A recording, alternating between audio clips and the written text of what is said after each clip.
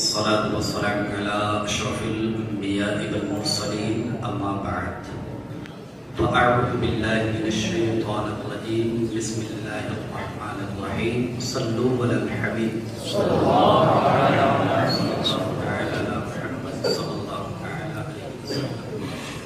بریلی شریف کے اندر اعلیٰ حضرت رحمۃ اللہ علیہ کی بارگاہ میں ایک اخبار انگلش کا جس کا نام تھا ایکسپریس وہ چھپتا تھا، اس کا ترجمہ کر کے اعلیٰ حضرت رحمۃ اللہ علیہ کی بارگاہ میں پیش کیا گیا۔ اس اخبار کے اندر ایک امریکہ کا منجم، یعنی جس کو آپ ایسٹرانومر کہہ سکتے ہیں انگلش کے اندر، ویسے تو ان دو کے اندر تھوڑا فرق ہے، ایک ہے ایسٹرانومی اور ایک ہے ایسٹرالوجی، دونوں کے اندر فرق ہے۔ ایسٹرالوجی علم نجوم کو کہتے ہیں اور ایسٹرانومی فلکیات کو کہتے ہیں۔ تو یہ منجم حقیقتاً یہ ایسٹرانومر تھا، ایسٹرالوجر نہیں۔ تو خیر اس شخص نے ایک دعویٰ کیا، اور وہ دعویٰ یہ تھا کہ یہ 1919 اور غالباً 12 تاریخ تھی، 12 دسمبر تھا یا 19 دسمبر تھا، یہ تاریخ فکس مجھے یاد نہیں ہے۔ اس نے کہا فلاں تاریخ کو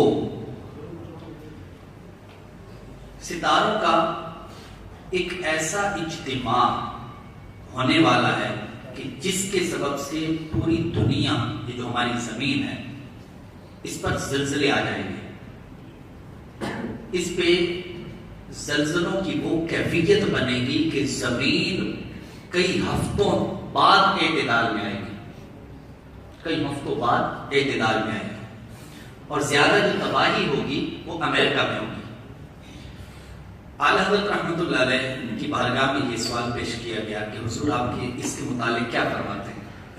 اب اعلیٰ حضرت نے یہ نہیں فرمایا کہ بھئی دیکھو یہ تو ایک دنیاوی گفتگو ہے، میں تو فتوے لکھتا ہوں، مجھ سے قرآن پوچھو، حدیث پوچھو، تفسیر پوچھو، فقہ پوچھو، یہ مسائل پوچھو، میں تو دینیات جانتا ہوں، یہ دنیاوی علوم نہیں۔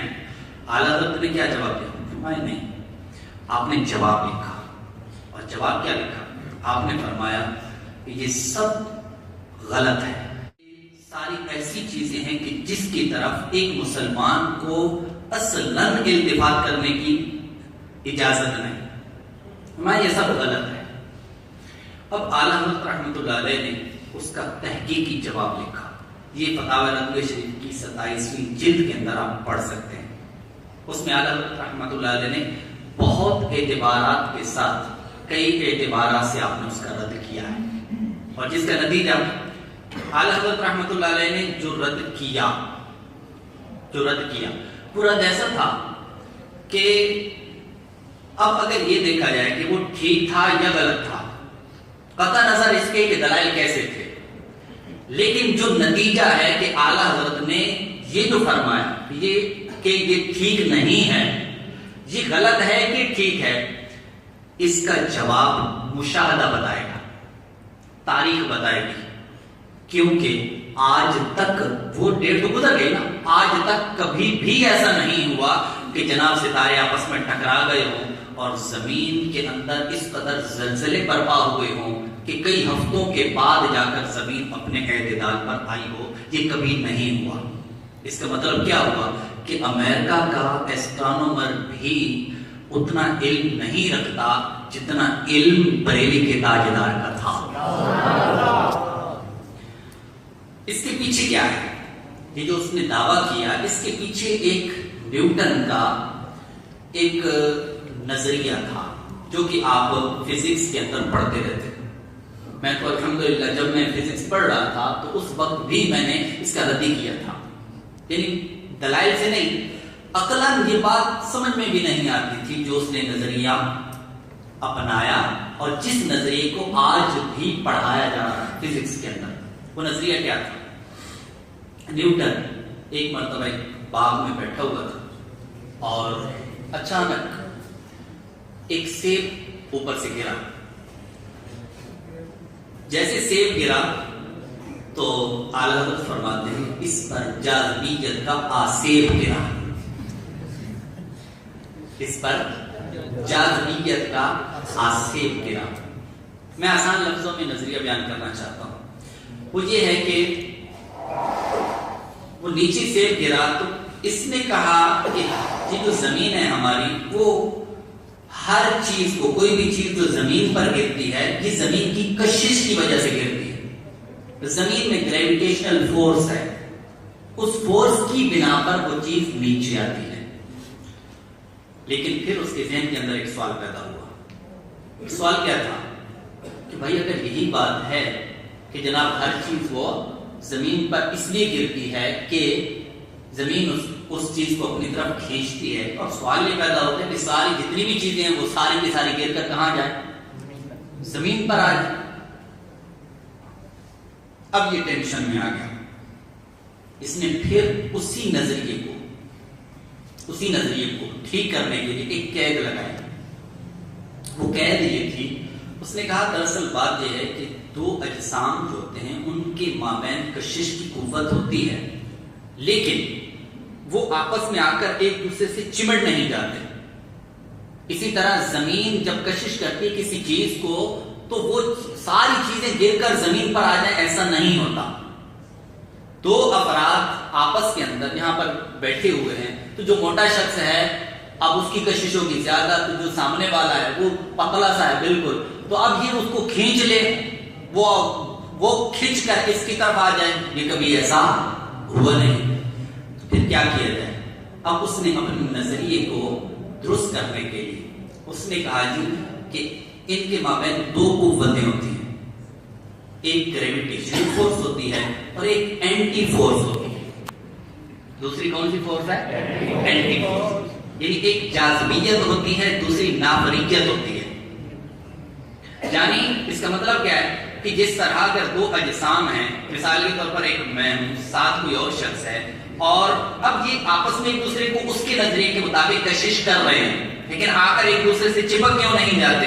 ایک تو یہ کہ یہ فورس کم ہے، اور دوسری بات یہ ہے کہ ان کے مابین یہ جو جس طرح یہ اس کو کشش کر رہا ہے، اسی طرح یہ اس سے نفرت بھی کر رہا ہے۔ جس طرح یہ اسے کشش کر رہا ہے اسی طرح یہ اس کے نفرت بھی کر رہا ہے، تو جس کا نتیجہ کیا ہوتا ہے کہ دونوں برابر رہتے ہیں، یہ ایک دوسرے کو کشش نہیں کر پاتے۔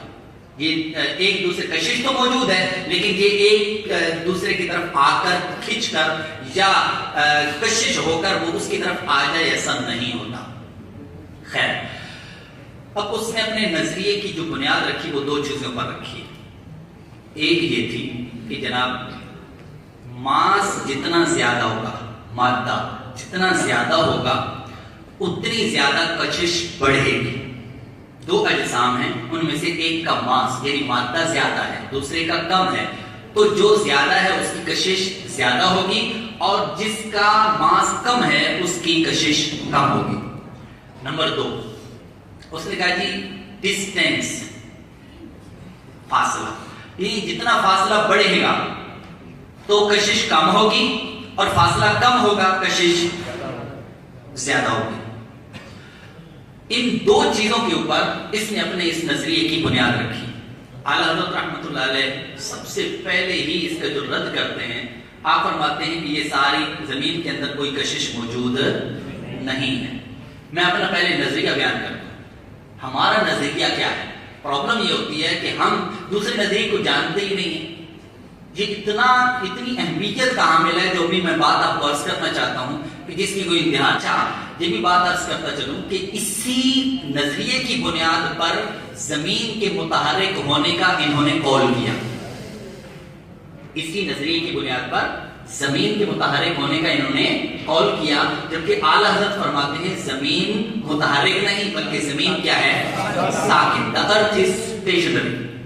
The earth is still. زمین ساکن ہے۔ وہ دو قسم کی جو یہ گردشیں اس کی کہتے ہیں، موومنٹ اس کی ہو گئی اور روٹیشن، یہ دونوں باتیں ہیں۔ خیر، اعلیٰ ہمارے نظریے سنیے، ہمارا نظریہ یہ ہے کہ جو چیز بھی زمین پر آتی ہے وہ اپنے میل طبعی کی بنیاد پر آتی ہے۔ کیسے آتی ہے؟ میلے طبعی کی بنیاد پر. مثال سمجھیے، مثلا ایک جگ ہے، پانی سے بھرا ہوا جگ ہے، میں نے اس کو اوپر اٹھایا تو مجھے محسوس ہو رہا ہے کہ یہ بھاری ہے. ان کا نظریہ یہ ہے کہ یہ جو اس کا بوجھ ہم محسوس کر رہے ہیں، دراصل اس کا اپنا وزن کوئی نہیں ہے. جو ویٹ ہے نا، وزن، وہ وزن در حقیقت زمین کی اس کشش کا نام ہے. زمین جتنی کشش اس جگ کے اوپر کر رہی ہے، اسی کا نام ہی ویٹ ہے، وزن ہے. ورنہ یہ جو جگ ہے اس کی اپنی کوئی حیثیت نہیں، اپنا کوئی وزن نہیں. جنہوں نے فزکس پڑھی ہے انہوں نے وہ یہ جانتے ہیں. اعلیٰ حضرت رحمۃ اللہ علیہ فرماتے ہیں نہیں ہے، ایسا نہیں ہے، بلکہ کیا ہے، ہر چیز کا ایک وزن ہے، ہر چیز کا ایک وزن ہے. اور مثال کے طور پہ جگ میں نے اگر پکڑا ہے تو وہ جگ جتنا میں اس کو وزن محسوس کر رہا ہوں یہی اس کا وزن ہے. یعنی ایسا نہیں ہے کہ زمین کشش کر رہی، یہی اس کا وزن ہے. اب زمین پر کیوں آیا؟ کہا میل طبعی کی بنیاد پہ آیا. میل طبعی کس کو بولتے ہیں؟ کہ 4 عناصر ہیں. کتنے عناصر ہیں؟ 4. آگ، ہوا، پانی، مٹی، 4 چیزیں. ان میں سے اعلیٰ حضرت فرماتے ہیں 2 چیزیں ایسی ہیں جو ثقیل ہیں اور 2 چیزیں ایسی ہیں جو خفیف ہیں. جو خفت کا تقاضا جن کا ہے، جو خفیف ہیں وہ بلندی کو چاہتی ہیں. کس چیز کو چاہتی ہیں؟ بلندی کو، کہ وہ اوپر اٹھنا چاہتی ہیں. جبکہ جو خفیف ہیں، جو ثقیل ہیں، بھاری ہیں، وہ کیا ہے؟ ان کی طبعیت یہ ہے کہ وہ نیچے ہیں. ان کی طبعیت کیا ہے؟ وہ نیچے ہیں. اب اس کی مثال دی. اچھا، ہمارے نزدیک یہ جو زمین ہے یہ پوری دنیا کا مرکز ہے. زمین کیا ہے؟ مرکز ہے.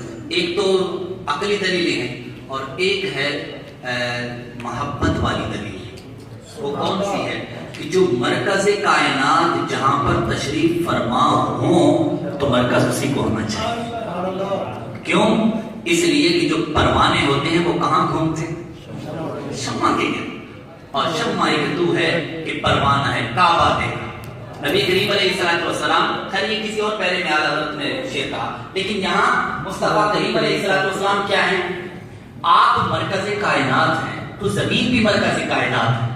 ہمارا نظریہ یہ ہے کائنات سے کسی بھی کونے پر کوئی چیز گرے گی وہ مرکز کائنات پہ پہنچے گی. کہاں جائے گی؟ مرکز کائنات پہ. اور کس وجہ سے آئے گی؟ زمین کی کشش کی وجہ سے نہیں، اپنے میل طبعی کی بنیاد پر. اس کی طبعیت کے اندر جو میل ہے اس کی بنیاد پر کہاں آئے گی؟ وہ اپنے مرکز کی طرف آئے گی. پھر اس کی مثال بولی سینا نے دی. وہ کون سی دی؟ انہوں نے کہا جس طرح ایک پیالہ ہوتا ہے. کیا کریں؟ ایک پیالہ ہوتا ہے. پیالے کے اندر اگر آپ کوئی چیز ایسے ڈالیں گے نا تو وہ یہاں پر بھی گرے گی تو کہاں آئے گی؟ مرکز کی طرف. وہ درمیان میں آ جائے گی. بالکل اسی طرح یہ زمین گول ہے، آسمان جتنے بھی ہیں وہ سارے کے سارے گول ہیں اور اس کو محیط ہیں. یہ ایسے سمجھیے جس طرح زمین ایک بال ہو اور اس کے آس پاس جتنے ہیں وہ بھی سارے کیا ہیں؟ بالیں ہوں. وہ بھی کیا ہیں؟ بالیں. بالکل اسی طرح. اور آخر کے اندر سیلیسٹیل سفیر یعنی آسمانی جو کرہ ہے وہ بنتا ہے. یہ اس کو یہ جدید ایسٹرونومرز یہ بھی مانتے ہیں، یہ بھی اس چیز کو مانتے ہیں. اب کیا ہوا؟ کوئی بھی چیز گرے گی، اگر کوئی عارض ہے تو الگ بات ہے، کوئی عارض ہے تو کوئی رکاوٹ ہے تو ایک الگ چیز ہے. لیکن اگر رکاوٹ کو ہٹا دیا جائے تو چیز کہاں پہنچے گی؟ اپنے مرکز پہ پہنچے گی، زمین پہ پہنچے گی. لیکن کون سی؟ ثقیل. اور جو ہوگی خفیف وہ اوپر کی طرف اٹھے گی. یہ ہمارا نظریہ ہے. ٹھیک. تو اب دونوں کے اندر فرق کیا ہوا؟ زمین پہ جو بھی چیز آ رہی ہے تو جو جدید ایسٹرونومرز ہیں وہ یہ بولتے ہیں کہ زمین ان کو کشش کر رہی ہے، اور ہم کیا کہہ رہے ہیں؟ کہ وہ اپنے میل طبعی کی بنیاد پر اختیار ہے، وہ چیز نیچے آ رہی ہے. اب ذرا آگے بڑھیں. اعلیٰ حضرت فرماتے ہیں پہلی بات تو یہ ہے کہ ہم اس بات کو مانتے ہی نہیں کہ زمین کے اندر کشش ہے. اور اس کے جو نیوٹن کا نظریہ تھا وہ یہی رد کیا اعلیٰ حضرت نے. جس طرح اعلیٰ حضرت کا ایک انداز بتاؤں. اعلیٰ حضرت کوشش یہ فرماتے ہیں کہ جو رد جتنا قریبی ہو اور وہیں اسی سوال کے اندر سے یا رد کے اندر سے لیا جائے اتنا بہتر ہوتا ہے. کیا ہوتا ہے؟ اتنا بہتر ہوتا ہے. اچھا آپ نے توجہ کر دی ہے. اب یہ لائٹ چلی گئی کوئی بات نہیں. اچھا اس میں توجہ آپ نے یہ کرنی ہے کہ اعلیٰ حضرت فرماتے ہیں اچھا یہ بتاؤ کہ جو سیب گرا تھا ان میں سے اگر فرض کریں ایک سیب ایسا ہے کہ جو سب سے نیچے والی شاخ پہ لٹکا ہوا ہے اور ہے بھی سب سے بڑا, سب سے نیچے والی شاخ پہ ہے اور ہے بھی بڑا, تو پھر ایسی صورت میں نیوٹن کا قانون کیا تھا کہ ماس جتنا زیادہ ہوگا کشش اتنی زیادہ, ڈسٹینس جتنا کم ہوگا کشش اتنی زیادہ. جو سب سے نیچے والی شاخ پر ہے تو کیا ہونا چاہیے, اس پر کشش زیادہ ہونی چاہیے. جبکہ ہم دیکھتے ہیں کہ سب سے اوپر ایک شاخ ہے, اس کے اوپر ایک چھوٹا سا سیب لگا ہوا ہے اور اس سیب لگا ہوا ہے, جبکہ کئی مرتبہ ایسا ہوتا ہے کہ وہ پہلے گر جاتا ہے اور یہ بعد میں گرتا ہے. وہ پہلے گر جاتا ہے, حالانکہ وہاں پر کشش کم. کس وجہ سے کم ہے؟ اس لیے کہ وہاں پر ایک تو فاصلہ بڑھ گیا, کشش کم ہو گئی, ماس کم ہو گیا تو اس وجہ سے بھی کشش کم ہو گئی. لیکن اس کے باوجود ہم دیکھتے ہیں کہ جس کے اوپر زمین کی بقول آپ کے کشش زیادہ ہے وہ پہلے گر جاتا ہے, جبکہ جو نیچے کھڑا ہے وہ ابھی تک نہیں گرتا. تو اس سے کیا پتا چلا؟ اس سے پتا یہ چلا کہ اگر زمین کے اندر کشش ہوتی تو آپ کے نظریے کے مطابق دو چیزیں, دونوں جو چیزیں ہیں جن کی بنیاد پر آپ نے کہا کہ کشش ہوتی ہے, وہ دونوں نیچے والے پر پائے جا رہے ہیں. وہ شاخ پہ کھڑا ہوا ہے, اوپر والا پہلے گر گیا, پتہ چلا کہ زمین میں کشش نہیں ہے. چلیے جی آپ فرماتے ہیں چلو مانا کہ آپ نے اسی نظریے کی بنیاد پر یہ کہہ دیا کہ جناب زمین میں کشش ہے, باتیں مانا ہم مان لیتے, بس بر سبیل تسلیم مان لیتے. آپ فرماتے ہیں چلو یہ بتاؤ کہ آپ نے اتنی بات تو مان لی ہے, لیکن آپ نے سورج کے اندر کشش کس بنیاد پہ دعویٰ کر دیا کہ سورج میں کشش ہے؟ یہ جو سولر سسٹم بنا ہے وہ اسی نظریے کی بنیاد پہ بنا ہوا ہے. کل سولر سسٹم, یہ جو سولر سسٹم ہے نا ہمارا, کہ سورج مرکز ہے اور اس کے آس پاس جتنے ستارے ہیں ماں زمین, یہ زمین بھی اپنے چاند کے ساتھ یہ سورج کی گرد گردش کر رہی ہے. 365 دن 5 گھنٹے 48 منٹ اور 50 سیکنڈ کے اندر اپنا ایک چکر مکمل کرتی ہے. تو اس پر کہتے ہیں جناب یہ ایک سال جو بیتتا ہے وہ اسی بنیاد پر, زمین کی اس چکر پر. اور دوسری زمین کی حرکت ہے جو کہ روٹیٹ کرتی ہے, جو کیا کرتی ہے اپنے محور کی گرد گھومتی ہے, اس سے دن اور رات بنتے ہیں. ہمارے نزدیک ایسا نہیں ہے. ہمارے نزدیک کیا ہے, مرکز کائنات زمین ہے اور اس کے آس پاس چاند بھی اس کے آس پاس گردش کر رہا ہے, سورج بھی اس کے آس پاس گردش کر رہا ہے. یہ بالکل مختلف اپنے ڈسٹینس کے لحاظ سے, فاصلوں کے لحاظ سے یہ الگ الگ گردش کر رہے ہیں. ہمارے نزدیک مرکز کائنات یہ ہے, جبکہ ان کے نزدیک مرکز کیا ہے, سورج ہے.